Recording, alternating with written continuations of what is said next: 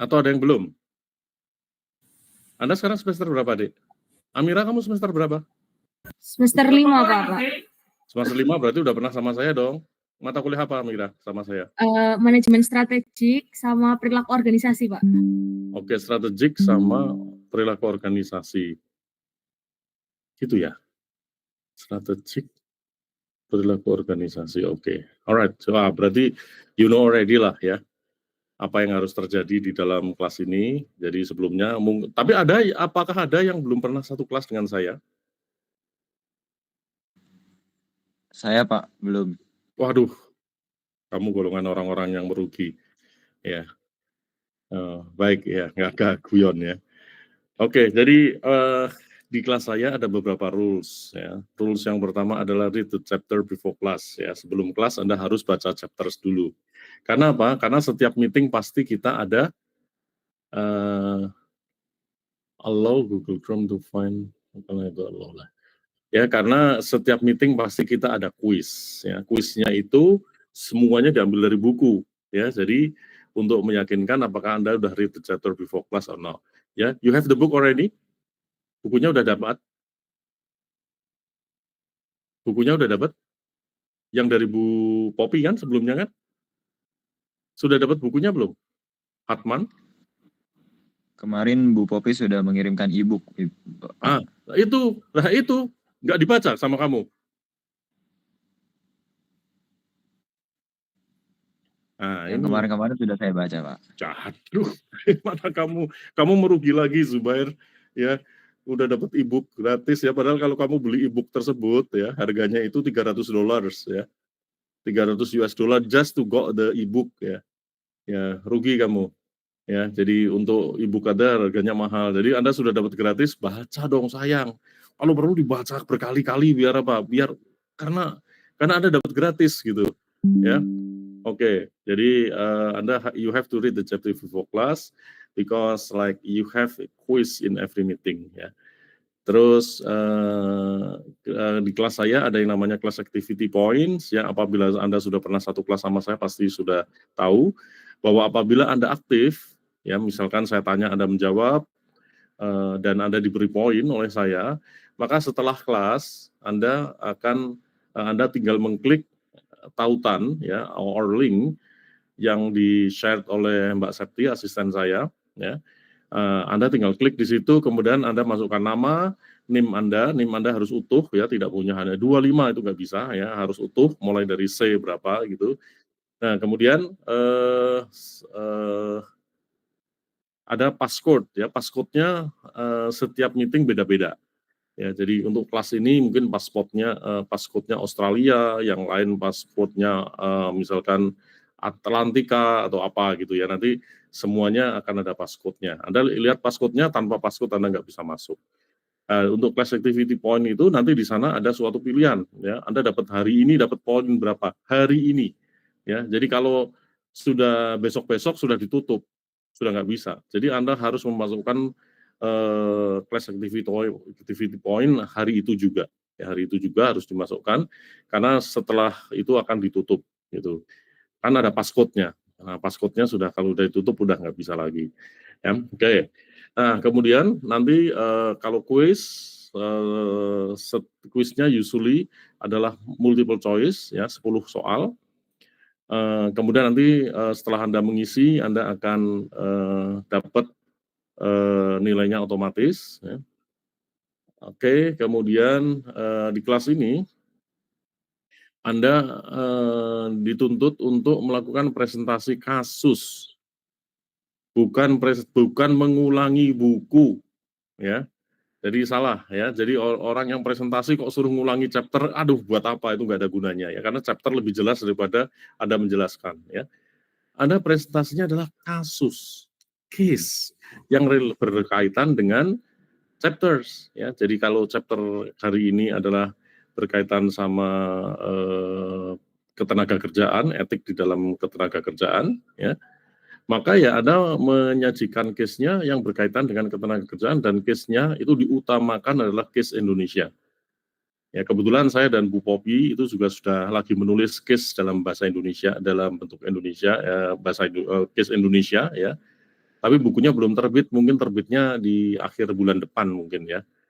Itu baru terbit. Nanti kalau Anda mau beli silakan ya, itu e-book ya. Nggak tahu harganya berapa, saya juga belum tahu harganya ya. Paling Anda juga beli satu kemudian dari share ke teman-temannya itu. Nah, kalau konangan di situ ada tulisannya gitu kan. Konangan kalau itu apabila ada yang melanggar copyright, Anda bisa dihukum maksimum 5 tahun gitu loh. Nah, ini good ya, ini good news buat Anda ya. Kalau Anda 5 tahun di penjara, artinya apa? Anda nggak usah cari makan kan, dikasih makan kan. Nah, jadi enak itu Anda. Kalau mau makan gratis, caranya itu antara lain itu. Ya, oke ya. Jadi usahakan KIS Indonesia maka ada kelompok ya. Berapa kelompok? Ini nanti kelas ini dibagi 6 kelompok. Karena mulai presentasi KIS adalah minggu depan. Untuk hari ini saya akan bicara total ya. Saya bicara akan menjelaskan total ya. Nanti ada pertanyaan di tengah-tengah gitu. Tetapi untuk next ya, untuk pertemuan berikutnya saya anggap Anda sudah baca buku karena komitmen itu sudah dipegang. Read the chapter before class. Jadi next saya cuma tanya-tanya doang. Itu bagaimana menurut Anda begini, bagaimana menurut Anda begini, itu bagaimana apa bedanya ini dengan ini, seperti itu ya. Aku nanti akan tinggal tanya-tanya doang ya. Oke. Jadi selanjutnya Anda nanti harus, walaupun saya nanti menjelaskan beberapa ya, saya tetap ada aspek menjelaskan bagian sangat penting, krusial akan saya jelaskan. Tapi pada dasarnya adalah Anda harus membaca itu ya, dan nanti akan saya konfirmasi demi poin. Nah, jadi adanya poin activity maupun kuis ya, maupun poin kehadiran, karena setiap hadir Anda akan dapat poin ya. Yang tidak hadir ya tidak dapat poin. Ada poin kehadiran, ada poin aktivitas, dan ada poin dari kuis. Ya, kemudian nanti ada poin dari presentasi. Ya, kalau presentasi grup ya artinya ya terserah Anda gitu ya. Konflik pribadi di dalam grup urusan Anda gitu ya. Saya menilainya grup. Jadi, wah Pak itu nggak kerja apa-apa ya sudah ya itu antar Anda gitu ya. Jadi nanti ada dari situ. Ya sampai sini ada pertanyaan.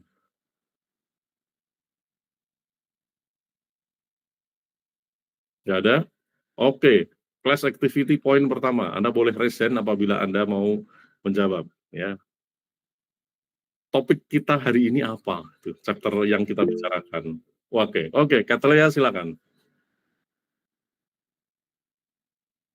Kalau di bab 6 kita bicara tentang ethical decision making, Pak, employer responsibilities and employee rights. Oke, good. Ya, itu. Kayak gitu aja dapat 5 poin, bayangkan. Betapa tidak aku pemurah dan penyayang itu kan. Kayak gitu 5 poin gitu. Dah, 5 poin ya Katalea, thank you. Ya, jadi itu yang kita bicarakan seperti Katalea bilang itu. Ya, jadi sekarang begini deh. Kita lihat hubungan antara pekerja dengan perusahaan. Menurut Anda posisinya lebih dominan mana? Lebih kuat mana? Kuat pekerja atau kuat perusahaan? Ya, silakan. Siapa mau berpendapat?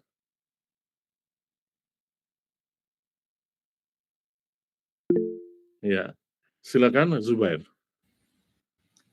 Izin berpendapat Pak. Menurut saya lebih kuat dari sisi perusahaan Pak, karena dari perusahaan itu yang lebih memiliki kendali terkait karyawannya Pak. Oke, good. Ya, coba Anda bayangkan ya, Anda bermitra dengan suatu perusahaan, ya, Anda bekerja di dalam perusahaan, padahal perusahaan itu lebih dominan tentang keputusan semuanya, ya. Ya tentang keputusan nasib Anda itu tergantung pada perusahaan. It is not fair, ya. Walaupun tidak semuanya loh, Dek. Tidak semua begitu, ya. Banyak ada perusahaan yang karyawannya itu lebih kuat daripada pengusahanya. Coba, enggak sih begitu? Ya, pegawai itu lebih kuat posisinya daripada perusahaan. Emang bisa? Coba apabila ada berpendapat silakan. Kalau ini gunakan dana analitik Anda ya, daya analitik Anda. Ya, ini memang tidak di buku ya. Tetapi ini ya melihat intelektualitas Anda sampai mana. Ya silakan manfaatkan ini Mungkin nggak? Gitu. Ya. Oke, Kak Lea silakan. Oke Pak, kalau menurut saya pegawai itu bisa lebih kuat dari perusahaan, tapi kekuatannya bukan dari uang kayak gitu Pak, tapi kayak dari pengetahuan, kayak reputasi juga, sama keadilan moral. Oke. Solidaritas juga bisa. Oke, kasih contoh dong. Kasih contoh perusahaan apa yang bisa seperti itu. Kak Lea silakan terusin. Apple, Starbucks, Memang mungkin Starbucks karyawannya lebih kuat? Ada karyawan yang bisa lebih kuat? Apple, yang namanya Apple tahu nggak? Pernah bahkan pemiliknya aja pendirinya aja dipecat. Begitu kuatnya perusahaan. Pendiri Apple dipecat, bayangkan itu. iya sih Pak. Nah, Kalau jadi mungkin, kasih contoh ya. apa ya, mmm, kayaknya belum tahu deh Pak kalau buat sampai sana. Oke, oke, Mungkin 5 Mas poin lebih lagi ya Kak tahu. Lea, terima kasih ya. Iya Jadi Pak, sebagai silakan. contoh ya, di dunia kesehatan, banyak dokter yang jauh lebih kuat daripada perusahaannya. Kalau dokter itu pindah, pasiennya pindah. Saking kekuatan keahlian dokter tersebut. Ya. Banyak ahli yang seperti itu, tidak hanya dokter, artis contohnya. Ya, artis contohnya. Ya. Ariel Noah itu kan punya manajemen, ada perusahaan. Ya. Perusahaan emangnya bisa perusahaan itu akan menentukan Ariel Noah kamu nggak boleh nyanyi, nggak bisa. Kekuatannya ada di orang-orangnya. Ya. Ya, artis-artis banyak yang grup band seperti itu. Anda tidak urusan ya.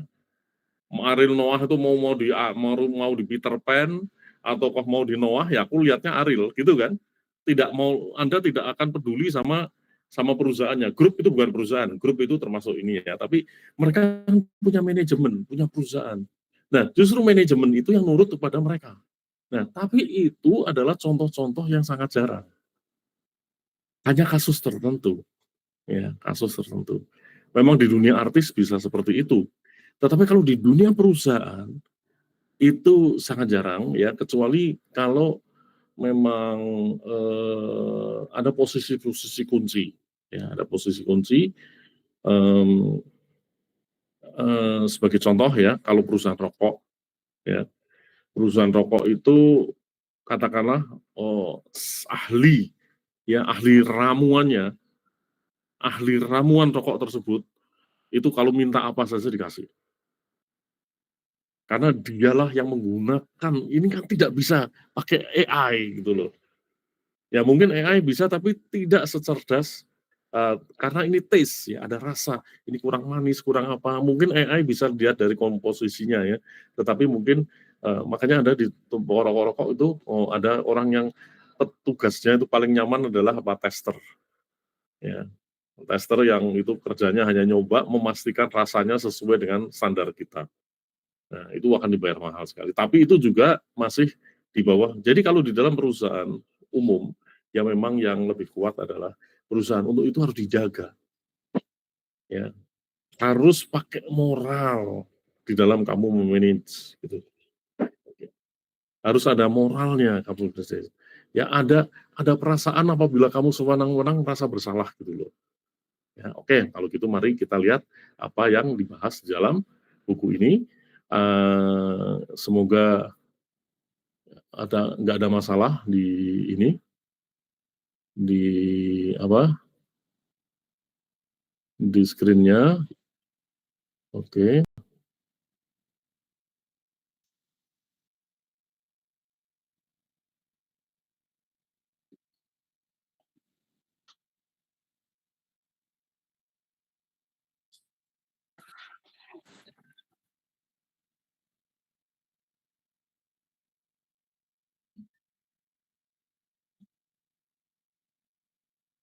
udah bisa lihat deh. Saya sekarang lihatnya hanya screen ya, saya tidak bisa lihat Anda, jadi mohon maaf, saya harus tanya. Anda sudah melihat dengan jelas screen-nya? Sudah, Pak. Oke ya, chapter 6 gitu ya. Oke, good, thank you for your response. Ya, oke, ini clue ya. Setiap Anda mengikuti kuliah, ya apapun ya, usahakan Anda mencintai gitu. ya usahakan mencintai. Ya seperti hubungan Anda dengan pacar gitu ya. Orang bilang pacar kita jelek, orang bilang pacar kita apa, asal kalau kamu mencintai apapun ya beres gitu, apapun akan kamu lakukan gitu kan. Nah, kelas juga begitu, lu suka apa nggak suka gitu, ya sudahlah gitulah. Yang penting karena aku mencintai kelas ini supaya apa? Ya, supaya Anda bisa nyaman di dalam bekerja ya. Bekerja dalam sesuatu yang Anda senangi akan berbeda dengan yang tidak disenangi. Sebagai contoh, saya kadang-kadang juga berpikir, kok bodoh banget ya kayak saya gitu ya. Saya pakai sepeda gitu, panasan ya, dari suatu kota ke kota saya naik sepeda, sopir saya pakai mobil, pakai AC dengerin musik. Dia ngikutin saya dari belakang gitu. Coba kalau dipikir-pikir kan, ih, lu ngapain panas-panas kayak gitu, sopir lu pakai AC, pakai musik, enak banget, dia duduk nyaman sambil makan, you mesti ngos-ngosan ya. Tapi kan aku lagi olahraga gitu, aku aglomerasinya aku senengin. Aku suka sepeda, aku lagi bersepeda nih, aku lagi melakukan apa yang aku senang. Nah, ini kan berbeda ya, coba kalau kamu nggak suka bersepeda, disuruh nyewa sepeda kayak gitu, waduh pasti nggak mau. Nah, itu ciptakan itu ya, itu clue-nya dalam belajar itu seperti itu, ciptakan gairah pada diri Anda. Ya, ini kayak ini ya, kayak kita bicara etika ini. Oh, ini bukan main. Ini etika and sustainability itu bukan main ya. Karena apa? Pada saat sekarang itu perusahaan yang akan mengambil untuk akan melihat orang-orang yang memahami etika. Karena etika akan menang di waktu yang panjang ya. Boleh kamu berbohong, tapi itu jangka pendek. Begitu orang tahu, orang tidak percaya lagi sama Anda. Bisa Anda mencuri, nggak ketahuan, tapi begitu Anda ketahuan nanti Anda habis reputasi Anda. Ya, jadi pasti suatu perusahaan itu akan mencari orang yang memahami etika. Ya. Maka etika itu, ya etika and sustainability itu mata kuliah yang wajib apabila Anda mau terakreditasi oleh ACSB. Ya, ACSB itu adalah organisasi lembaga akreditasi internasional yang paling bergengsi di bisnis ya, di dunia bisnis. Nah, jadi ini maka gunakan sense ini ya, karena apa? Saat Anda bekerja ya ini sangat penting ya. Jadi kalau kita bicara tentang workplace ethic ya, etika di dunia kerja itu ada dua perspektif. Ya, perspektif yang pertama yang disebut sebagai moral minimum view ya. Moral minimum view ya. Moralnya minimum. Jadi ini disebut sebagai classical atau managerial perspektif ya. Di perspektif ini gimana? Ini bicara gini, ya. The employer's primary obligation is to comply with the law and the employment contract. Beyond that, no further ethical duties are required. Jadi tugasnya perusahaan adalah memenuhi janji atau SPK atau SOP atau apa yang dia sudah tanda tangani. Ya. Jadi di luar itu ya saya tidak, gitu ya.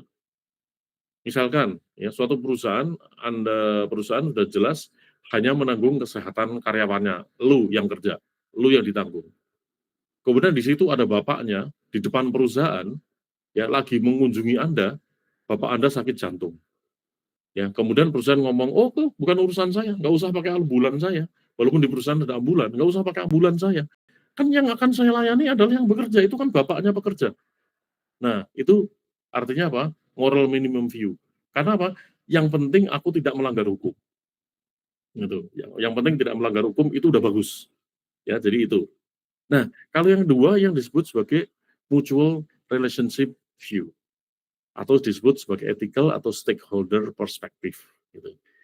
Nah, kalau tadi managerial perspective itu apa-apa hanya di kacamata manajemen ya. Kalau ini kita melihatnya dari kata stakeholders, tidak hanya manajemen tapi juga orang-orang yang kita layani, orang sekelilingnya. Employment is a partnership. Jadi kalau kamu mempekerjakan seseorang, itu kamu lagi berpartner.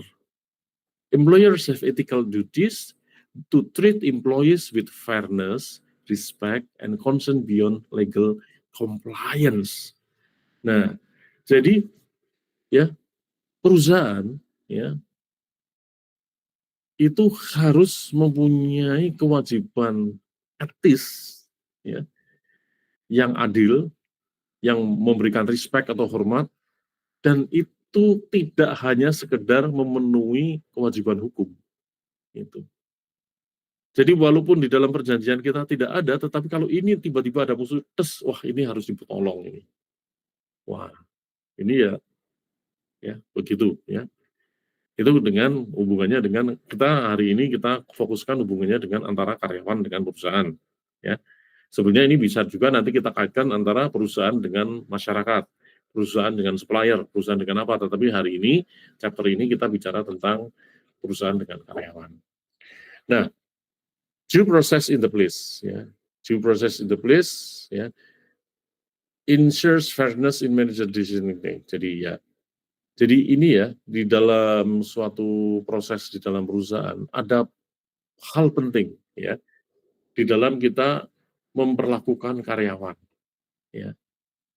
Dalam kita memperlakukan karyawan, itu kita harus memberikan jaminan bahwa karyawan tersebut harus kita dengar omongannya. Ya. Bayangkan ya, kalau Anda misalkan ya, dibenci sama manajemen, dibenci sama manajer, kamu ngomong apa aja nggak didengerin. Wah, itu kan, Anda bisa bayangkan perasaan Anda bagaimana. Nah, itu yang tidak boleh. Ya. Walaupun sudah Anda benci-bencinya sama Anda tidak bisa. Bahwa kalau Anda ngomong tidak didengerin nggak bisa. Ya, protection against arbitrary dismissal. Ya, ya kita untuk memprotek ya terhadap sesuatu yang membuat dia bisa kehilangan harga diri dan lain-lain gitu ya. Fair processes in discipline and termination. Apabila Anda harus memecat pun dia pun itu harus ada prosedur yang fair gitu. Ya. Oke, it promote ya lain-lain oke. Ya. Nah, ada konsep ya. Ada konsep di dalam ini yang disebut sebagai employment at will atau EAW. Employment at will. Will Anda tahu maksudnya kan? Ada masalah keinginan, ya, ingin, I will do something ya. Employment ya. Employment at will atau EAW ya. Itu adalah suatu legal doctrine ya yang menyatakan bahwa employers may terminate employees at any time. Ya. Bos ya, manajemen bisa menghentikan karyawan kapanpun juga untuk apapun alasannya. At no reason. Pokoknya lu berhenti gitu aja. Tetapi di saat yang sama employees juga dapat resign at any time as well. Nah, ini kan fair kan? Ya, ini fair.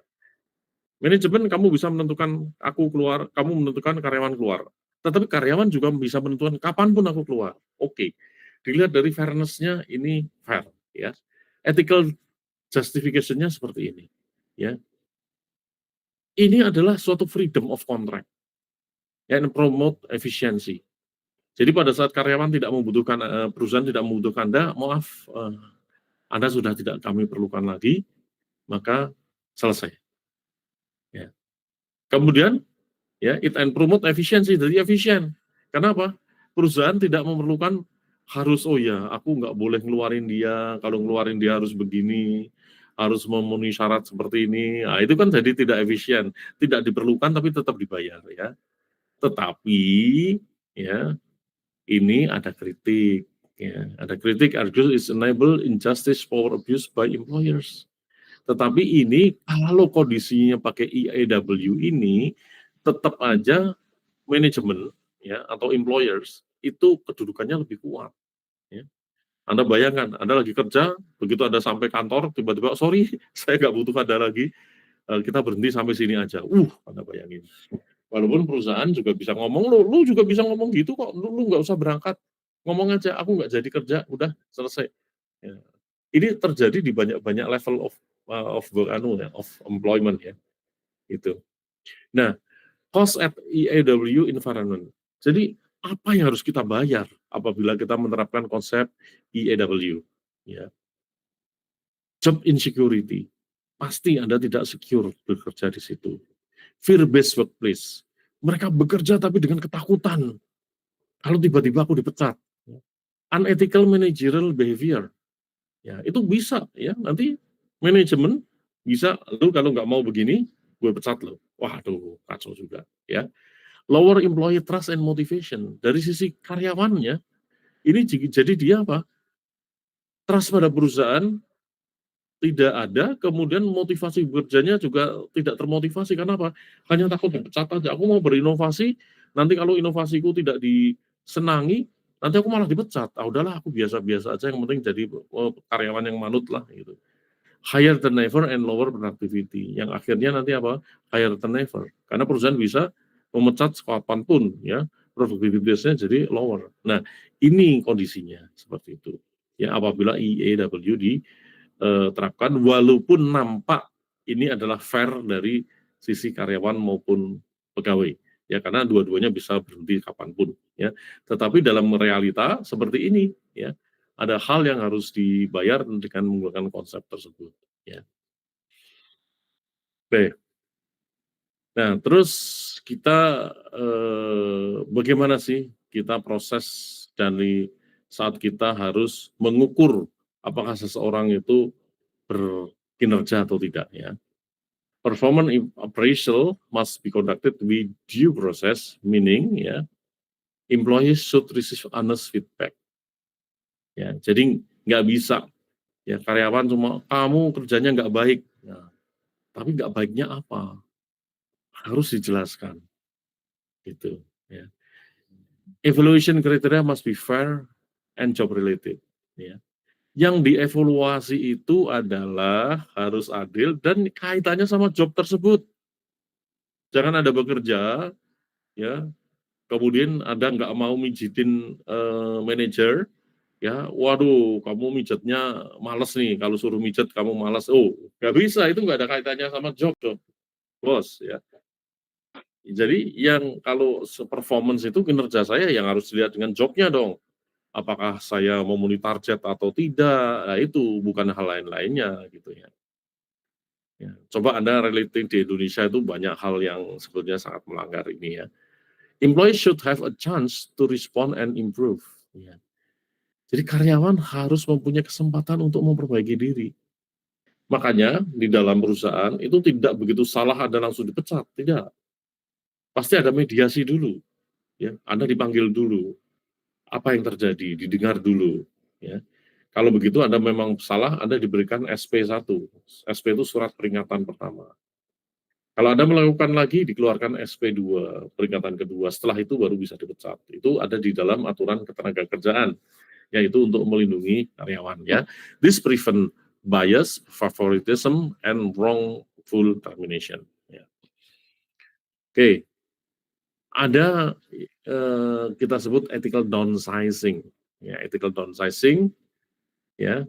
Downsizing can be ethical if done responsibly. Jadi gini, kamu kan sering dengar gitu ya, waduh perusahaan ini mem-PHK 400 karyawannya. Ya. Nah, karena apa? Mereka downsize, ya. Perusahaannya diperkecil, tidak memerlukan karyawan yang lebih banyak lagi. Karyawannya cukup itu saja. Ya bahkan aku bisa ngomong ya, sebetulnya begini ya. Banyak suatu perusahaan, ya, banyak suatu perusahaan, misalkan gini, ya, 60 karyawannya dipecat saja, ya, 40 dipertahankan, tapi gaji dari 60% yang dipecat dibayarkan kepada yang 40 yang tinggal. Itu produktivitasnya akan sangat baik. Jadi di dalam perusahaan itu sangat umum ya. Ada orangnya tapi nggak ada produktivitasnya. Jangan Anda termasuk di dalam kelompok ini, ya. Orangnya ada, dia karyawan di situ kelihatan sibuk, tapi nggak ada produktivitasnya sebetulnya. Nggak ada economic value added-nya. Ya, gue sok sibuk sana sini aja, ya. Oke, ya, ethical downsizing include, ya, pada saat Anda ada downsizing, ethicalnya apa? Justifiable business reason. Anda harus memberikan tahu pada karyawan alasannya. Misalnya, oke, sekarang omset kita turun, saingan kita banyak, kita nggak bisa lagi. Aku nggak bisa bayar karyawan, nggak bisa lagi bayar kamu. Secara bisnis, apabila aku tetap memperlakukan kamu, dalam 3 bulan kita bangkrut. Tetapi apabila aku keluarin, mungkin kita masih bisa bertahan. Nah, harus dijelaskan, ya, alasan bisnisnya apa, kok Anda diberhentikan. Ya. Transparent communication, ya, komunikasi yang transparan. Fair severance package, ya. Ada apa? Kalau sudah ya pasti adalah. Misalkan oke, gaji bulan depan Anda tetap dibayarkan walaupun Anda tidak bekerja. Anda tetap dibayarkan 3 bulan gaji walaupun tidak bekerja tahun ini. Nah, ini ada paket-paket yang fair lah. Kan dikeluarin ya, kalau dikeluarin kan dia butuh butuh cari kerja lagi, untuk cari kerja kan tidak langsung bisa dapat. Untuk itu maka gaji beberapa bulan dibayarkan walaupun dia tidak bekerja. Ya ini. Nah ini supaya apa? Memberikan kesempatan karyawan kita mencari kerjaan yang lain. Jadi harus ada aspek fair seperti ini, respectful and human treatment ya. Ya, while painful sebetulnya ini memang menyakitkan ya saat kita downsizing ya. Ethical downsizing minimize harm ya.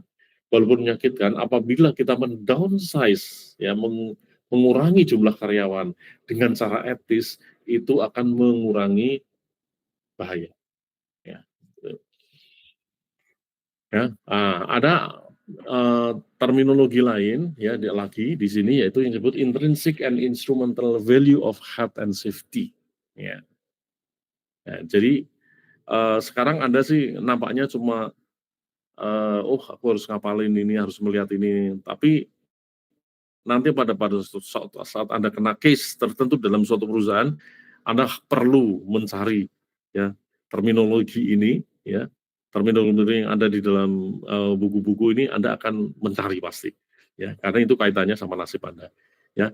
Ada yang disebut intrinsic value, ada yang disebut instrumental value. Kalau intrinsic value adalah apa? Employee health and safety are valuable in themselves. Human life has dignity.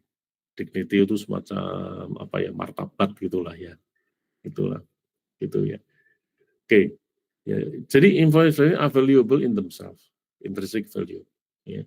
Kalau instrument value, health and safety, improve productivity, reduce cost and benefit business efficiency. Jadi itu instrumental value. Ya, jadi tentang kesehatan dan safety ada dua pandangan.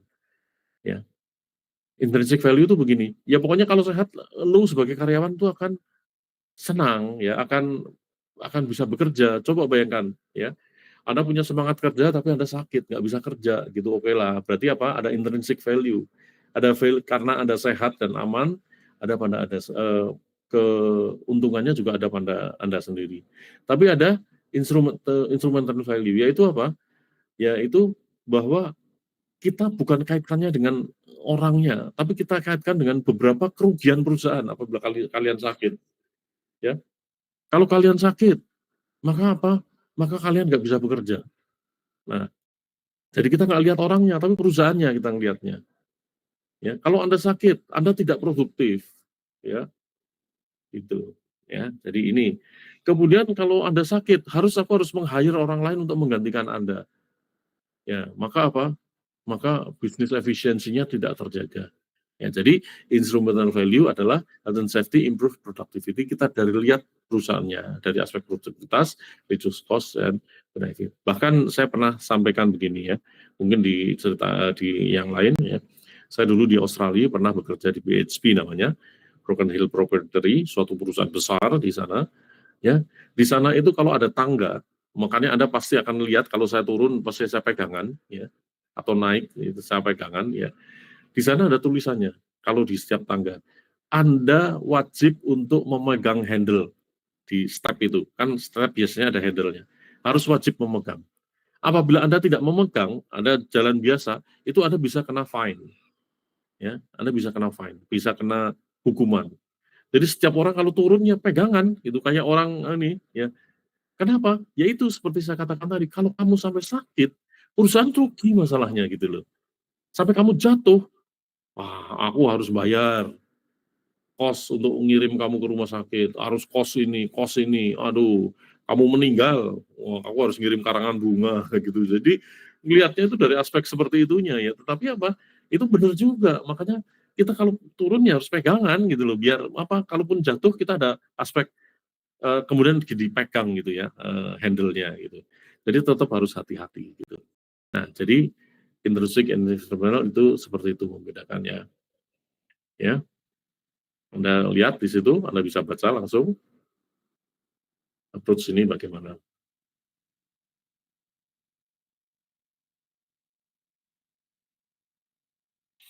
Nah, ini apa tanggung jawab manajemen, ya, tanggung jawab bos, ya, terhadap health and safety. Ya. Employees have a moral duty to protect employees' safety because ya, employees lack of equal bargaining power. Udah bargaining powernya pasti menang manajemen lah. Ya. Workers often lack of full knowledge of risk. Ya. Karyawan itu pada tidak semua karyawan yang penting, apalagi karyawan tingkat rendah ya, yang penting gue kerja lah gitu. Dia nggak memikir risk lah gitu. Safety should not be traded for economic gain gitu ya. Jadi nggak bisa, sebenarnya safety itu tidak bisa di treated dengan economic gain. Nggak bisa gini, wah kalau aku harus megangin handle semua ada pegangannya, nanti perusahaan rugi dong. Nggak bisa gitu. Misalkan kamu mau naik ke atas ya, pegawai harus naik ke atas, kan harus ada safety belt gitu ya untuk wah, perusahaan ngomong, wah safety belt nggak bisa dong kita adain karena apa? Kalau semua orang pakai safety belt rugi dong kita dong. Berapa kita harus invest? Kamu masuk ke dalam proyek harus pakai helm, perusahaan tidak mau ngebeli helm, itu nggak bisa alasan nanti costly, itu nggak bisa. Ya tetap itu kewajibannya, gitu ya. Oke. Free market fail to regulate safety adequately, so ethical responsibility and safety standard must guide employee behavior. Ya. Pada saat free market itu gagal ya untuk meregulasi secara tepat ya tentang keamanan ya kita harus bicara tentang etika. Gitu, ya. Ya nggak semuanya akan kaitannya dengan ekonomi, gitu. Harus bicara dengan moral juga. Ya, oke. Ini kalau kita sudah bicara global labor ethic and regulation. Nah, kalau kita di Indonesia ya masih ya kalau ada lihat Purwokerto gitu ya, itu ya pegawai asingnya masih belum banyak. Ya, tapi kalau ada lihat di kota-kota besar banyak ya. Jadi ini tetap membutuhkan regulation karena apa? Prevent abuse, protect human right, ya, ensures fair condition. Ya, jangan sampai orang-orang yang bekerja itu, ya itu tidak ya diperlakukan tidak manusiawi.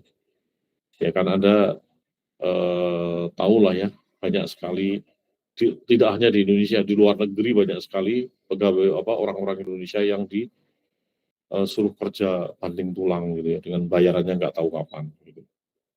Itu ada ya yang kadang-kadang bisa pulang, kadang-kadang nggak bisa ya. Itulah maka orang curiga kenapa kemarin diplomat muda sampai dia meninggal ada yang diarahkan ke sana ya karena dia sedang melindungi di internasional itu pegawai-pegawai Indonesia yang di abuse, disalahgunakan ya. Di sana ngomongnya untuk bekerja ini tetapi di sana nggak tahu jadi apa ya. Jadi di sininya nampak bahkan ada yang janjinya kerja di Jepang tapi diterbangkannya ke Kamboja kan, yang kasus-kasus kemarin itu ya. Waktu pelatihan dibilang kalian nanti bekerja di Jepang, tapi pas berangkat, waduh maaf nih, Jepangnya itu hari ini lagi nggak bisa masuk. Berarti kita harus, yang penting kalian kerja ya, tak taruh di Kamboja ya, tak taruh Kamboja. Di Kamboja diperlakukan yang tidak senonoh. Ya, dalam satu ruang kecil, itu isinya orang banyak sekali, untuk tidur aja susah, untuk buang air harus antri, wah nggak tahan, waduh kacau, kasihan. Ya, seperti itu. Terus ada yang kalau kamu mau melacurkan diri, baru kamu akan mendapatkan kamar tersendiri. Kalau kamu tidak mau, ya sudah, kamu tetap, aduh, itu masalah-masalah seperti itu banyak di dunia deh, ya, banyak di dunia. Gitu. Jadi harus hati-hati, ya. Pada saat Anda mau bekerja ke luar negeri, itu harus hati-hati. Ya, karena begitu Anda sudah terbang seret gitu, ya, nasib Anda kan di tangan yang membawa Anda, gitu kan. Ini belum tentu. Anda mau teriak-teriak kalau Anda juga di sekelilingnya lebih kuat, Anda kacau. Jadi harus bagus ya, jangan sekedar wah aku bekerja di luar negeri, itu jangan ya. Kan banyak Anda kan di jalan-jalan itu kesempatan bekerja di Jepang, kesempatan kerja di Korea, bekerja di mana. Aduh, itu harus hati-hati. Ya, walaupun itu tidak ada yang benar, ada benar juga, tapi tetap hati-hati karena ada yang kasus-kasus seperti yang saya ceritakan tadi, ya bagaimana orang-orang Indonesia di Kamboja itu ada yang pulang ada yang pulang kan, ada yang melarikan diri kan, yaitu yang cerita itu yang melarikan diri itu. Ternyata kan kaitannya sama pejabat penting di Indonesia juga, ya event organizer-nya. Jadi makanya ini ini menjadi kasus besar gitu kan. Nah ini ya jadi etik itu harus berjalan, harus ada labor, harus diregulate yang baik. Ya. Kemudian Indonesia juga kemarin dihadapkan pada ini kan penangkapan ya orang Jepang, orang Thailand baru 2 hari yang lalu, orang Thailand dan orang Vietnam yang bekerja di Indonesia ya ngakunya jadi turis ya, tapi di sini ternyata dia melacurkan diri, dijual ya. Nah, ini kemarin barusan ditangkap gitu. Nah, artinya begini, artinya ya tidak hanya kita saja dirugikan ya. Dan orang Indonesia yang dibegitukan juga banyak di luar negeri. Jadi, waduh, harus hati-hati tetap. Tapi tetap saya mendorong Anda ya untuk kalau bisa Anda punya pengalaman luar negeri. Itu penting ya. Karena ya Anda akan terbuka ya. Mindset Anda akan terbuka, horizon Anda terbuka bagaimana di luar negeri itu. Ya. Dan Anda juga biar tidak membesar-besarkan luar negeri. Oh, kalau di luar negeri gini, luar negeri mana dulu gitu. Oh, emangnya kalau orang kulit putih tidak bisa nyuri, Anda pergi ke Paris. Paris tuh banyak sekali apa? Topet gitu loh. Udah ngelebihin Jakarta deh. Nah, ini kan kalau Anda tidak melakukan, Anda mungkin tidak percaya. Yang bener aja, iya saya kecopetan deh, gitu ya di sana ya. Walaupun yang nyopet tuh akhirnya kasihan sama saya. Lucu juga gitu ya. Ada orang kelompok wanita ya, wanitanya itu bangsa anak-anak SMP, SMA lah gitu lah. Mungkin dia nyopet untuk minum untuk apa gitu, untuk obat. Dia ngambil dompet saya gitu. Dompet saya diambil sama dia, dilihat ternyata uangnya sedikit. Terus dia bilang, kamu kehilangan dompet ya? Aku tahu dia yang ngambil sebetulnya. Iya, kenapa gitu aku bilang. Karena itu dompetnya itu isinya uang kerincing doang gitu. Jadi kalau orang dompet saya yang itu memang dompet yang pakai sleting, isinya kerincing doang gitu, uang-uang koin gitu. Yang uang biasanya, yang uang gede tak masukin dalam bag atau tak masukin di dalam jas yang di dalam, jadi susah diambil. Iya, kenapa? Kok uang kamu sedikit sekali sih? Gitu. Ya memang aku miskin, aku bilang gitu. Aku coba lihat kerja. Ya aku miskin, duitku cuma segitu. Ini tak kembalian pada kamu ya. Bayangkan itu. Dia kasihan, udah nyopet kasihan sama saya karena uangnya sedikit. Ya, ini oke, argumen against regulation, increase cost, oke. Ya. Jadi ini harus diperhatikan pada saat kita berbicara dengan aspek global ya. Kemudian market based resolution to workplace discrimination. Ya, oke, kita bicara diskriminasi. Ya, kalau Anda pernah hidup di luar negeri, Anda merasakan bahwa Anda minority. Ya, saya pernah hidup di Amerika, saya pernah hidup di Australia. Anda bisa bayangkan betapa minoritasnya saya. Ya, apalagi saat di Australia itu orang-orang pada mulai rasis ya. Pada saat itu ada, hari ini kan sudah lagi gede-gedenya rasis juga ya. Ada orang Cina yang tiba-tiba ditusuk oleh orang bule gitu. Karena mereka rasis ya, tidak mau ada orang Cina ada di Melbourne, itu kejadian di Melbourne. Pada saat saya juga, istri saya itu hampir ditabrak sama mobil ya. Dia hanya menakut-nakuti sambil dia ngomong gitu, Asian, go back gitu. Jadi dia minta, kamu orang Asia, kamu kembali aja ke negara kamu gitu. Wah, ini ya deh ya. Jadi diskriminasi itu tetap ada gitu, walaupun negaranya semaju apapun, harus kita hati-hati. Ya, hanya nampak atau tidak gitu ya. Karena kayak di Amerika contohnya diskriminasi itu dibalut dengan hukum. Ya, jadi orang tidak discriminate kita karena takut dengan hukum aja gitu loh. Pada dasarnya kita mungkin dia discriminate kita ya. Some argue that discrimination will disappear naturally through the free market since discrimination is economically inefficient. Ya, diskriminasi itu inefficient ya. Sehingga orang ada yang berpendapat bahwa nanti kan hilang sendiri dalam free market gitu. Dia orang India, oke, orang India di Amerika, tapi dia pintar sekali AI-nya loh, digunakan loh. Nanti kan orang tidak akan mendiskriminasi dia karena memang dia punya keahlian gitu. Ya, jadi secara ekonomi itu nanti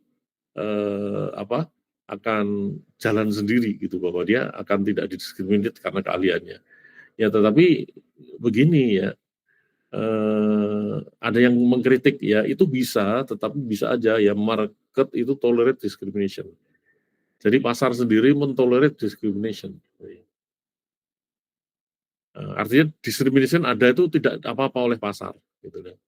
Ya sebagai contoh lah ya, saya sering memberikan contoh ya, di Indonesia itu banyak sekali lapangan kerja itu ya, dicari karyawati umur maksimal 23 tahun, belum menikah, berpenampilan menarik, bersedia tidak hamil selama 7 tahun bekerja di perusahaan, coba bayangkan itu.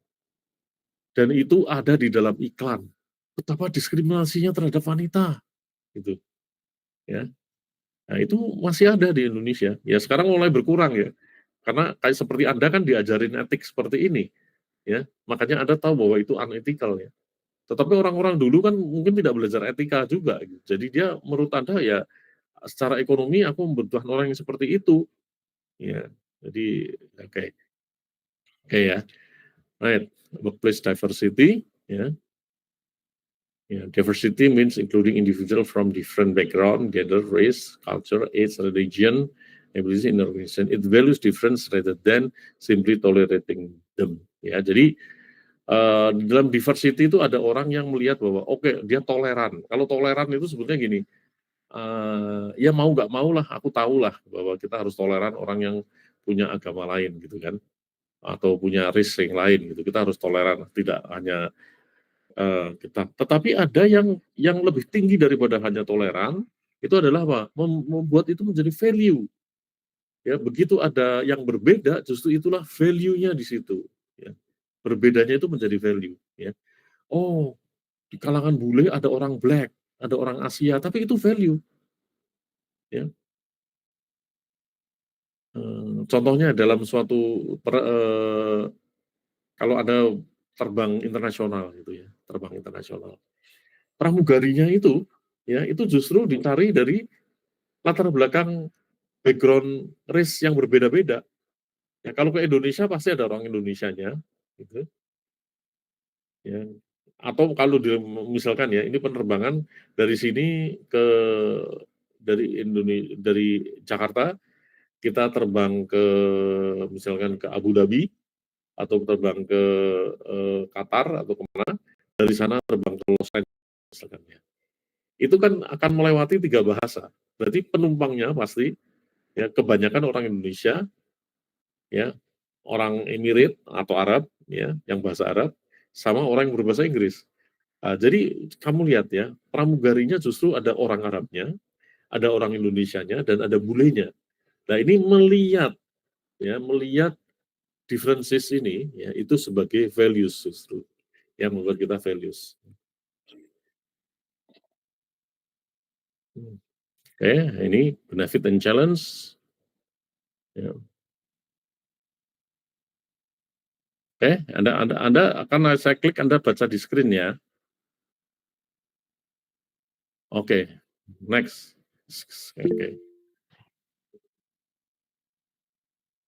Oke.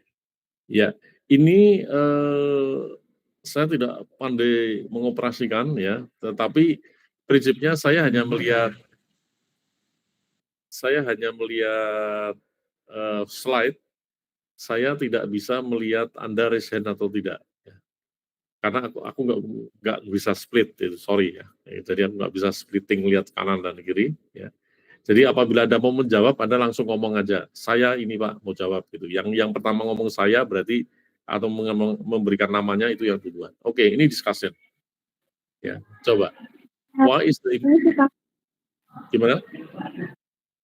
I'm sorry, but I wanted to ask about the slide 4. Is that okay? Okay, wait.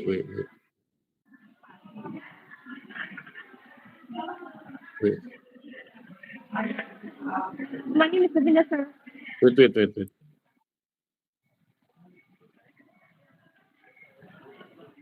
Yes. What can I do for you? Yeah, I would like to ask about the slide from before regarding about tentang diversity kan Pak, about Hmm. the value of diversity in workplace, correct? Ya, Ini saya mau tanya, kalau misalnya kalau di Amerika itu kan sebenarnya kan ada ya istilahnya kayak DEI hire gitu ya, diversity, equity, inclusion hire. Jadi istilahnya itu sebuah perusahaan itu they just hire people of minority, they just people hire for the sake of diversity instead of their skills gitu. Nah, sebenarnya kalau misalnya untuk dari perusahaan sendiri itu, how do they, what is the line, like apa namanya, apa yang membatasi antara mereka cuma hiring based for diversity and based for what exactly is that they needed for the company, sir? Thank you. ya, oke. Pertanyaannya Anda kurang lebih seperti ini. Kalau maaf kalau saya salah ya, karena dengan teknologi itu tidak ngomong langsung face to face memang agak berbeda ya. Jadi memang betul ya, di Amerika itu kadang-kadang bukan kadang-kadang ada law bahwa suatu perusahaan tidak boleh tidak ya harus meng-hire orang yang race-nya tidak putih gitu. Hispanic, Asian ataupun black ya gitu. Nah, kemudian Anda kan tanya, "Loh Pak, bisa aja orang black-nya tapi bodoh sebetulnya." Ya. Tetapi karena tuntutan aturan, maka kita hire. Kan mestinya itu tidak fair lagi dong gitu. Mestinya kan kita kan ngelihatnya dari capability, bukan dari race-nya. Lah ini malah di eh, terpaksa harus dipaksa tuh di hire gitu ya. Nah, betul ya, kurang lebih seperti itu ya, Dek ya. Davinda, kurang lebih seperti itu? Yeah, yes Ah, sir, yes sir. ya, oke. Ya, memang seperti itu. Ya, itu artinya apa? Artinya the rule support ethics gitu loh. Jadi di sana itu rules-nya, aturan itu mensupport etika gitu Davin. Jadi memang udah diatur sekalian gitu. Jadi urusan kamu mau beretika atau tidak pokoknya itu harus gitu. Itu harus. Ya. Jadi di Indonesia juga banyak. Ya, di Indonesia juga ada begini. Kamu mendirikan perusahaan di sini, oke, ya. Tapi waktu kita izin lokasi, dijelaskan bahwa kamu apabila ada orang sekitar sini yang mendaftar, kamu wajib menerima. Selama memang dia sebetulnya bisa bekerja di situ. Nah, misalkan ya, makanya tukang sapu gitu kan, security gitu atau apa, itu kan sering orang sekitarnya gitu. Karena itu ya karena memang ada jadi hukum itu melindungi melalui hukum pro kepada etika melalui aturan-aturan tersebut. Begitu deh. Memang ada rule-nya seperti itu. Ya. Kalau makanya tapi ada yang sangat fair juga. Misalkan eh, di Amerika ya kayak kamu bicara Amerika misalkan ya di sana itu tidak boleh kita menyebut gender di dalam memberikan kesempatan kerja. Tidak boleh dicari wanita, itu nggak boleh di sana. Jadi kayak saya kan pernah bekerja sebagai babysitter nih di Amerika nih. Kalau Anda di Indonesia kan babysitter itu kan pasti perempuan kan. Nah, kenapa mereka itu nggak boleh ngeluarin dicari seorang wanita untuk jadi babysitter itu nggak boleh. Itu melanggar hukum. Ya, nah ini antara lain seperti itu ya. Jadi di negara maju biasanya etika itu justru disupport oleh law. Ya, oke, Devinda, thank you. Kamu dapat 5 poin ya atas your questions ya. Very good question. Any other questions? Atau kita langsung discussion tadi ya. Oke, sekarang saya buka lagi slide-nya. Aku nggak bisa dua-duanya itu pakai ini nggak bisa apa? Saya sudah coba di Google Meet ini nggak bisa. Jadi aku harus kalau ini kan kamu lihat slide nggak deh? Nggak ya? No sir. No ya? No slide. Nggak kelihatan sir. Nggak kelihatan. Slide. Nggak. Oke, makanya kalau ini baru kamu lihat slide sekarang. Betul ya? Yes.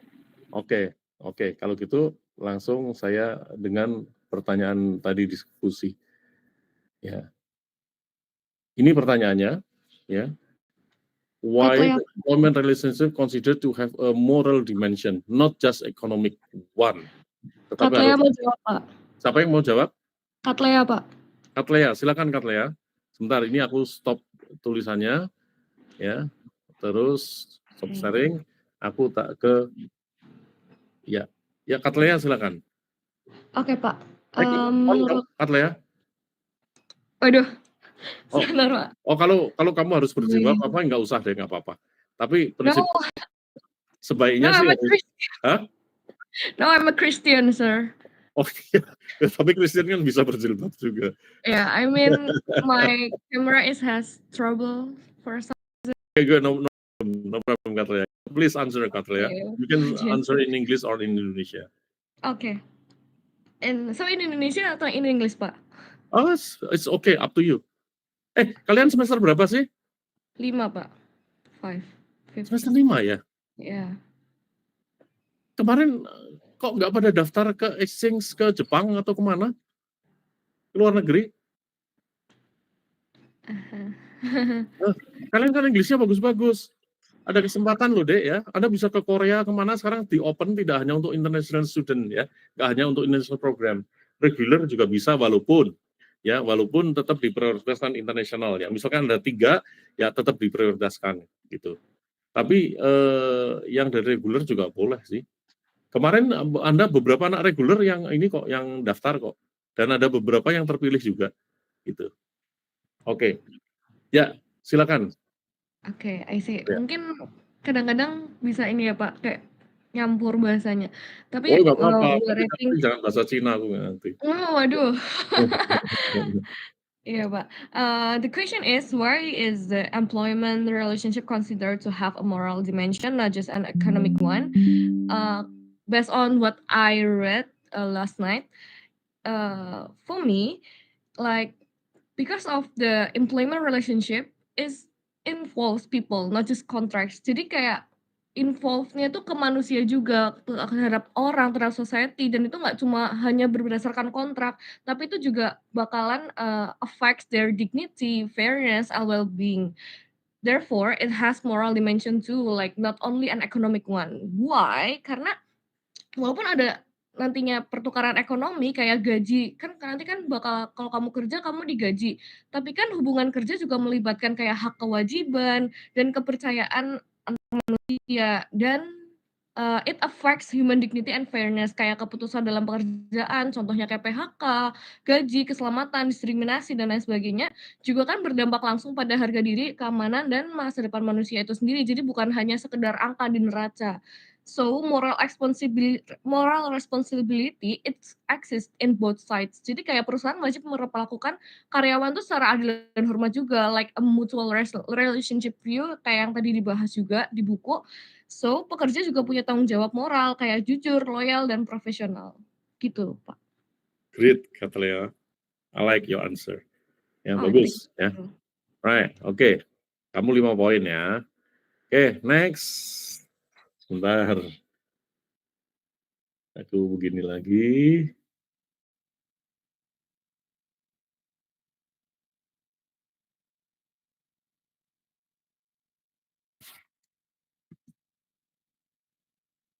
Ya, oke ya. Ini juga possible answer-nya seperti ini, tapi kamu tidak salah ya. Tetapi ini kalau mau ya written answer-nya seperti ini. Tapi your answer is very good. Ya. Ya. Coba lihat baca di situ.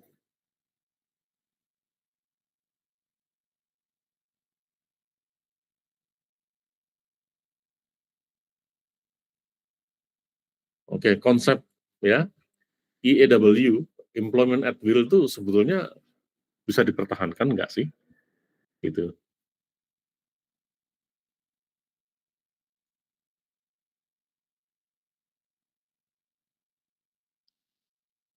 Ya, ada yang mau jawab? Silakan. Langsung bicara ya namanya ya.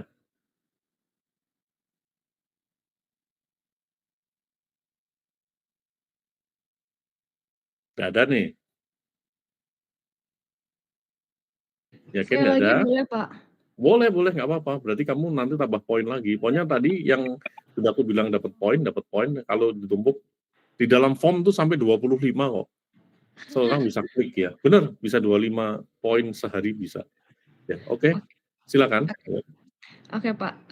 Menurut saya, EAW secara hukum itu sah, tapi secara etika itu lemah karena tidak menghormati keadilan dan hak dasar pekerja atas perlakuan yang adil. Kayak yang tadi kita bahas kan tentang prinsip tentang kalau menurut Hartman sendiri itu sulit dipertahankan secara etis karena itu bisa menciptakan ketimpangan kekuasaan antara pemberi kerja dan karyawan. So, what I think is it's a bit hard to dibenarkan, kayak itu sulit dibenarkan karena memberi kekuasaan terlalu besar ke perusahaan untuk memecat karyawan kapan aja tanpa alasan, it's not fair for morally and ethically it's not fair. Walaupun secara hukum itu sah, tapi secara moral itu kan melanggar prinsip fairness, melanggar, rasa aman dalam bekerja, like hubungan kerja itu harus punya due process supaya karyawan tuh tetap diperlakukan secara adil dan manusiawi, not just, object.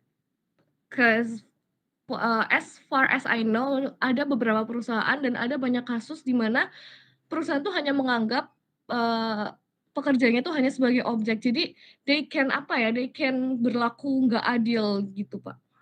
Oke, very good. Thank you very much. Ya, 5 poin lagi untuk Anda. Ini possible answer-nya lagi, seperti ini.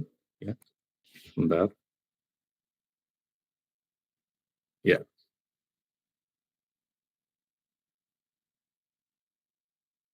Ya, jadi jawaban Lea tadi oke. Ya.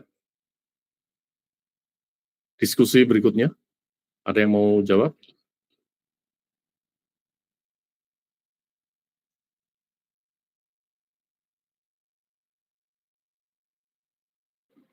Can I answer, sir? Oke, silakan.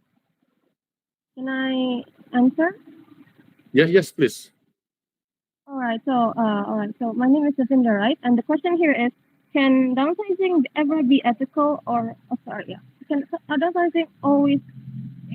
I'm sorry. The screen. Oh yeah. Can downsizing ever be ethical, or is it always a violation of employee rights? Right. So of course, kalau misalnya untuk downsizing sendiri, it is. You could always argue that it is pretty much unfair for the employees because for the employees that got out, yang dikeluarkan, yang dirampingkan, yang dikeluarkan dan dipecat untuk downsizing sebuah perusahaan. But actually, in all honesty, you could also argue that downsizing is somewhat also ethical in the case of if the company itself is unable to treat their employees well. Like, for example, maybe they have a lot of employees, but they do not have any resources or do not have any funds to pay them well. Like, gajinya itu misalnya kayak tidak memadai dan lain-lain karena terlalu banyak employee, tapi di saat yang bersamaan mungkin employee ini juga karena terlalu banyak, there's not really much productivity in that employment. So, as much as it is actually disheartening, it's like heartbreaking for the people who got fired because of downsizing. We could still argue that it is ethical because it is a lot more better for the people that got freed to find a better job than to stay in the job that probably doesn't treat them well at all. That's basically what I think, sir. Good, very good. Yeah. Thank you, 5 point for you ya. Ini possible answer. Ya. Jadi selama dia ada transparent communication, ini will be fine. Tapi kalau tidak ya jangan. Oke, kalau masih ada lagi satu pertanyaan kesempatan terakhir. Silakan mau ambil. Ada yang ambil nggak?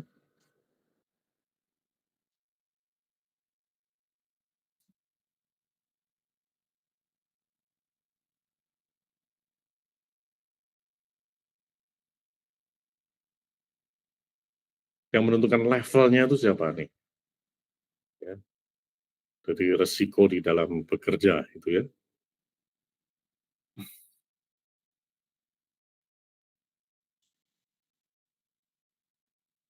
Ada yang ambil kesempatan? Katlea, Pak. Silakan, Can I? silakan. Ya, oke. Yes, please. Okay, so I think it's the government. Cause why?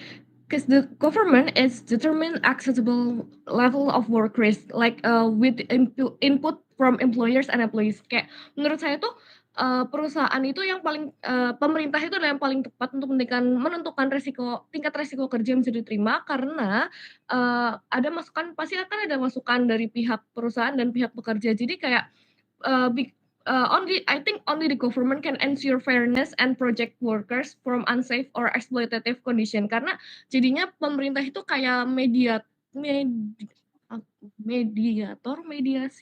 yang kayak memediasikan antara Mediator, ya. iya, yang antara perusahaan dan employers-nya. Jadi kayak workplace risk should be mainly be regulated by government karena itu lebih ethical responsibility-nya karena itu akan memprotect workers health and dignity and not leaving it for market process or company interest karena resiko pekerja itu kalau diatur pemerintah pasti kan nantinya akan lebih bertanggung jawab kalau ada tanggung jawab etis untuk menuntut perlindungan terhadap keselamatan dan martabat kerja. Takutnya kalau misalnya hanya di perusahaan atau hanya di salah satu pihak kayak employers pasti nanti ada ketimpangan gitu Pak antara jawabannya. Kalau misalnya kan biasanya kalau misalnya di perusahaan kalau misalnya work risk itu kan pasti nanti ada kompensasinya. Kayak what can perusahaan itu do for the employers. Jadi kayak employers. Jadi kayak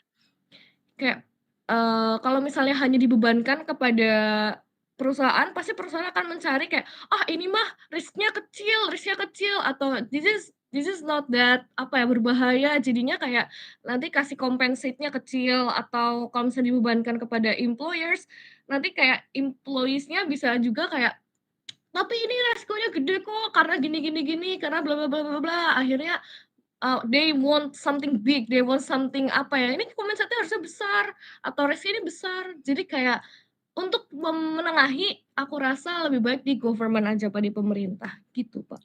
Oke, good. Ya, ini silakan, ini possible answer lagi, ya.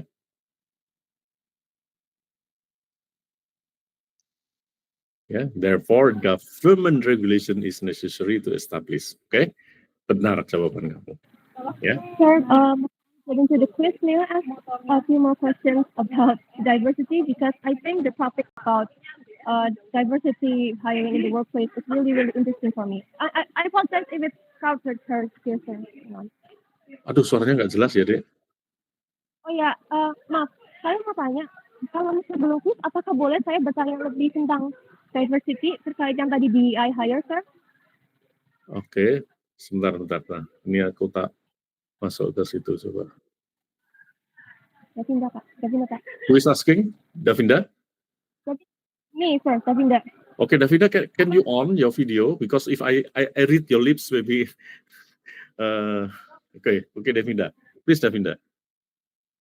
Oke, ini sebenarnya pertanyaannya, you can say kebalikan dari DEI hire ya. Jadi kalau misalnya DEI hire tadi kan, itu memang ada regulasi di mana di Amerika gitu ya. Itu kan ada regulasi di mana memang ada kuota yang perlu dipenuhi, kuota for maybe like for minorities, black people atau Hispanic people seperti itu. Now, my question here, ini I've read the book, saya udah baca bukunya, and I've heard something about reverse discrimination, right?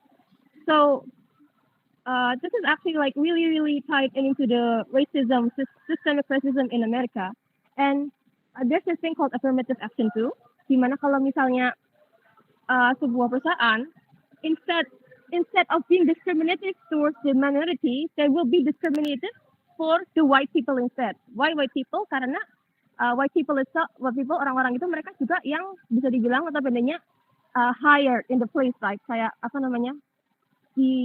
di tahap tinggi gitu loh. Maksudnya they are like basically the majority of the people. So instead some companies, maybe not so many companies, maybe some small companies, they decided to not hire white people. Not hire, but they decided to just focus more on the people of color rather than the white people. Now, this is the question here. Of course, the name itself is racist discrimination. Reverse discrimination. It's already discrimination itself. But the thing is it actually all right? Or maybe is there actually a law, or is it ethical to do for a company to do that? Okay, thank you. Oke, saya tidak begitu jelas dengan pertanyaannya ya. Bukan karena pertanyaan yang tidak jelas, karena sound-nya itu kamu itu ada gemanya gitu loh, Dek.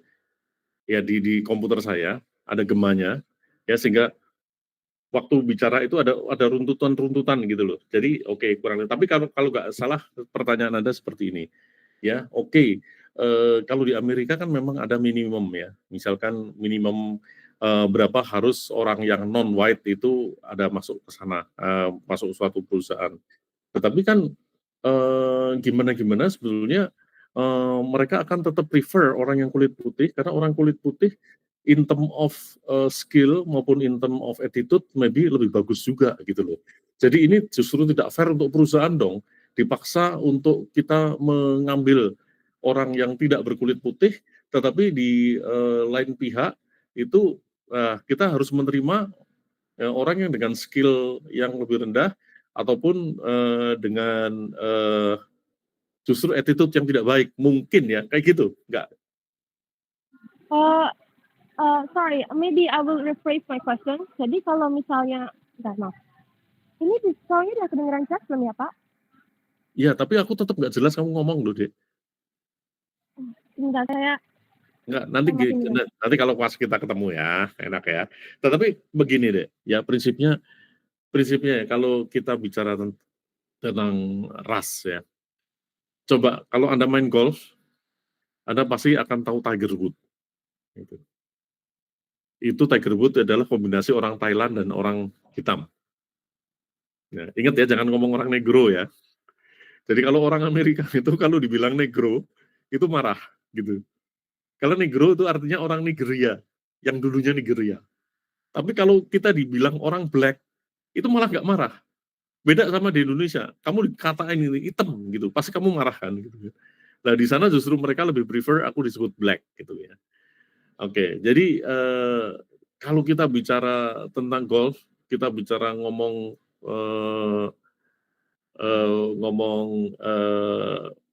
Tiger Woods, ya, itu orang kombinasi orang hitam dan orang kulit putih, itu akan ada kelas tersendiri justru.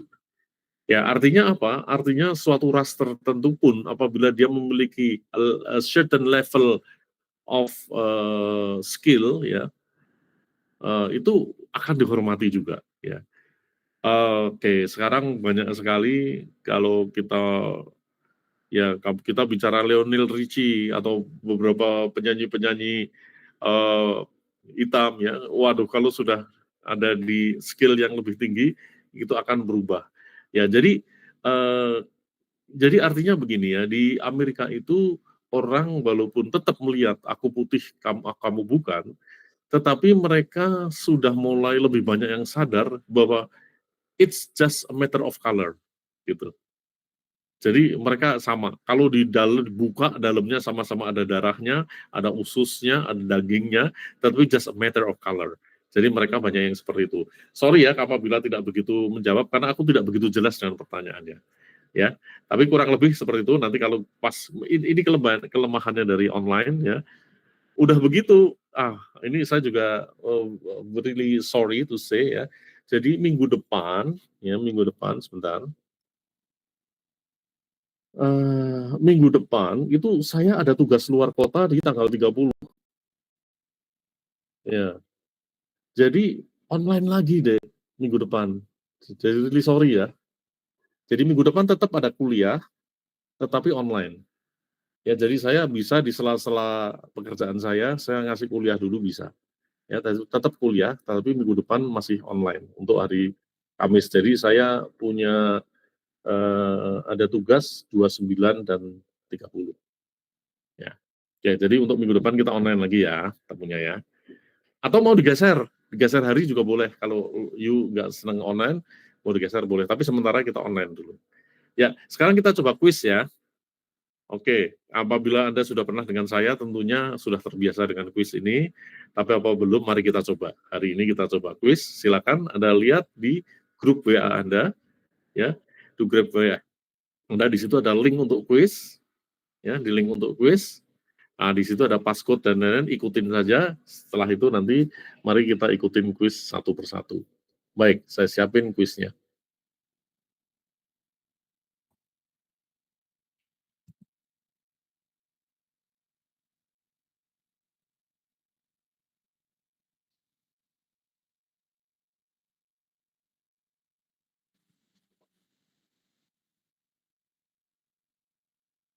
Bisa nggak sih kalau gini, coba.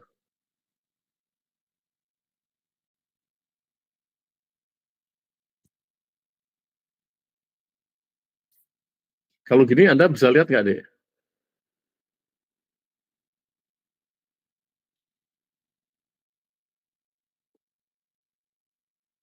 Anda bisa lihat screen-nya?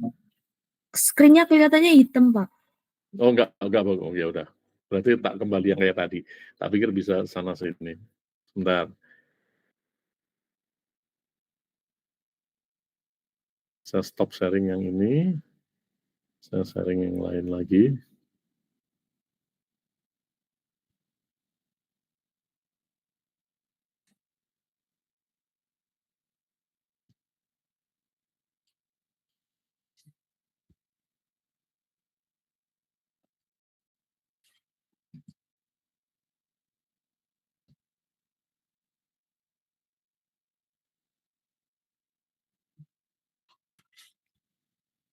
Oke ya, siap? Saya lihat kan screen-nya? Mohon maaf Pak, masih belum terlihat. Screen-nya belum lihat. Sudah terlihat Pak sekarang. Oh ya. Oke ya. Sudah siap semua?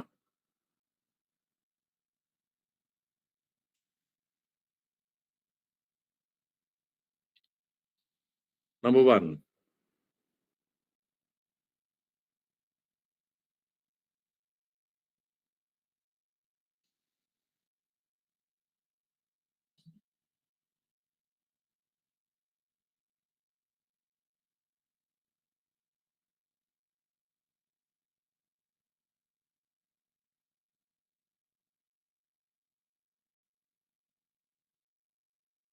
Number two.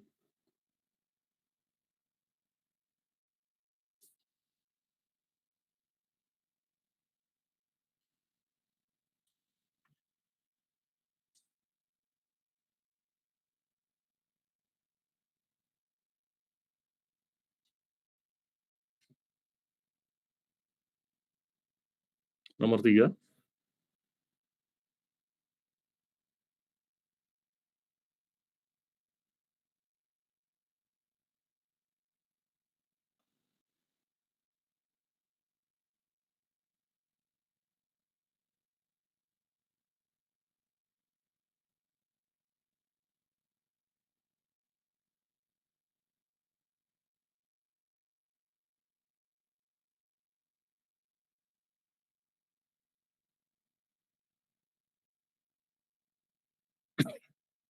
Empat.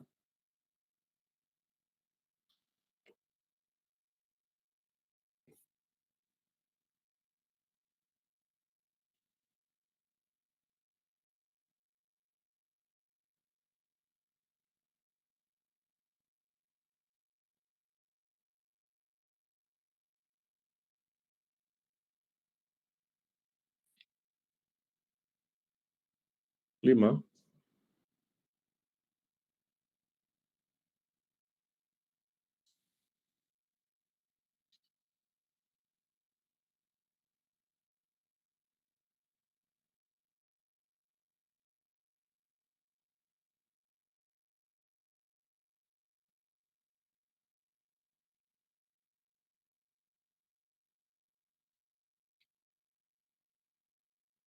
Enam.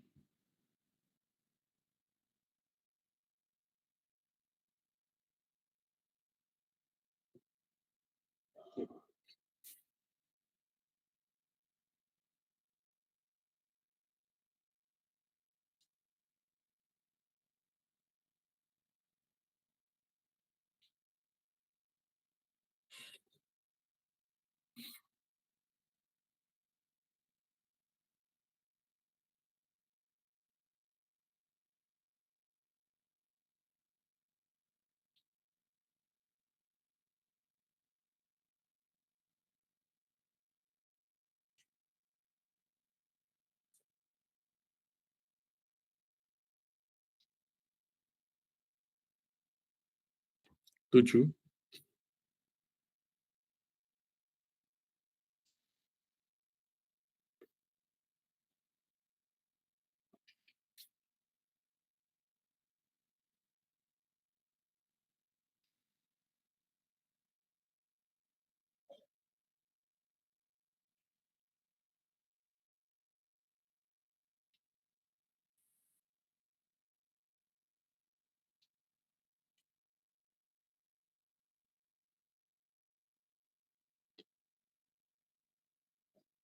Delapan.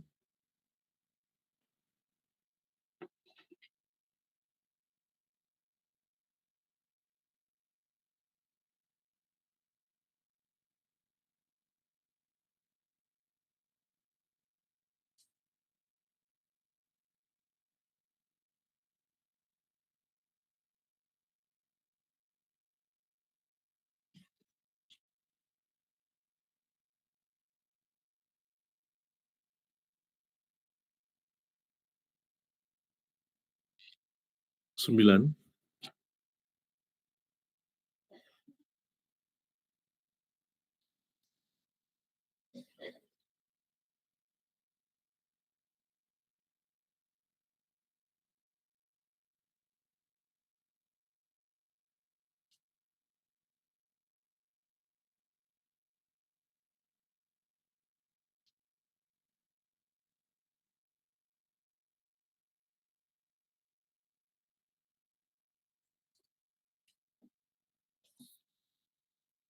Las 10.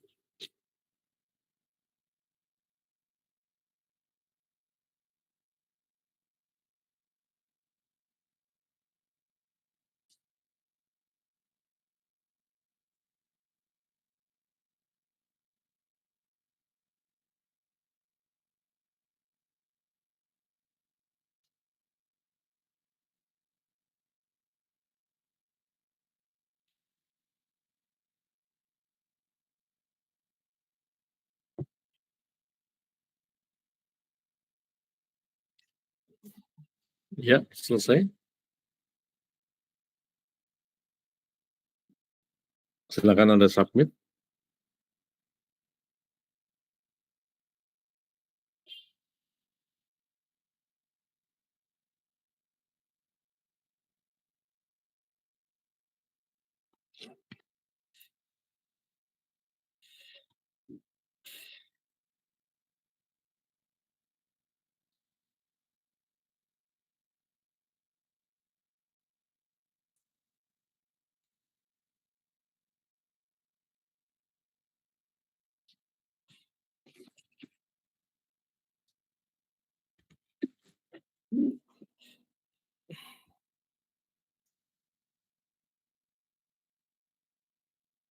Ya. Ada yang dapat 100? Raise hand.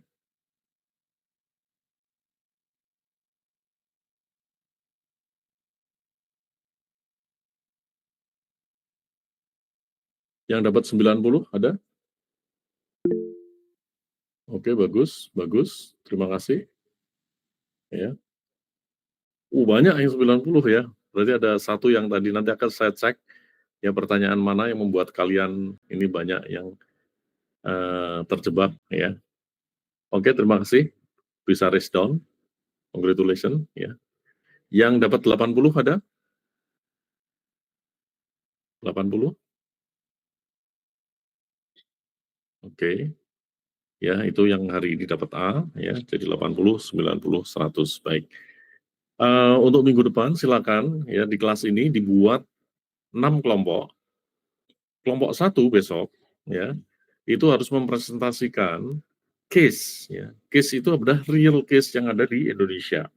Perusahaannya preferable Indonesia ya, kalau bisa Indonesia lah ya. Case Indonesia Anda sajikan ya, kemudian Anda ulas ya presentasi Anda sesuai dengan chapter yang ada.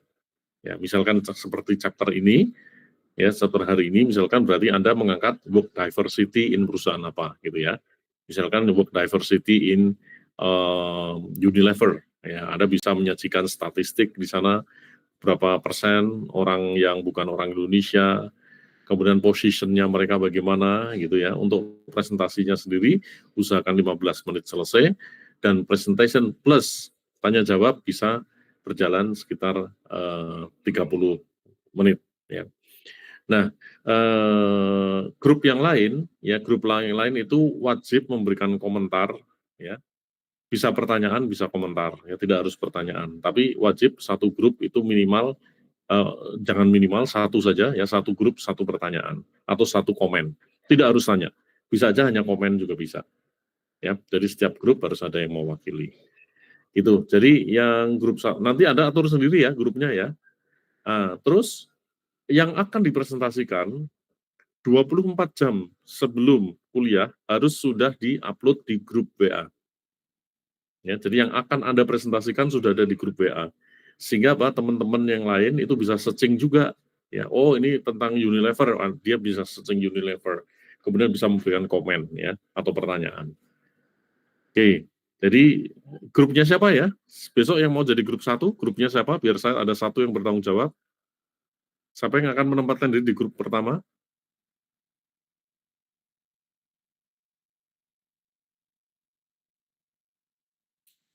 Oke, kalau belum ada pokoknya harus ada satu.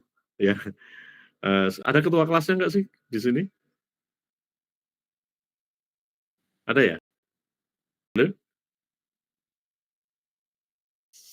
Siapa ketua kelasnya? Ada Pak, Mas Umar. Umar ya? Mana Umar? Mana? Umar ada di sini? Umar ada di sini? Siap. Oh, ada Umar. Ya, Umar. Ya, Mas Umar diatur ya, Mas Umar ya. Ada yang grup 1 yang untuk presentasi untuk minggu depan ya. Presentasi seperti saat ini. Terus kalau bisa hari ini juga sudah ada list ya, grup 1 sampai 6 siapa saja ya anggotanya. Ya paling lambat besok lah. Tetapi 24 jam sebelum kuliah Anda sudah harus mengupload presentasinya. Ya, presentasi harus diupload. Oke, ada pertanyaan sebelum saya tutup kelasnya?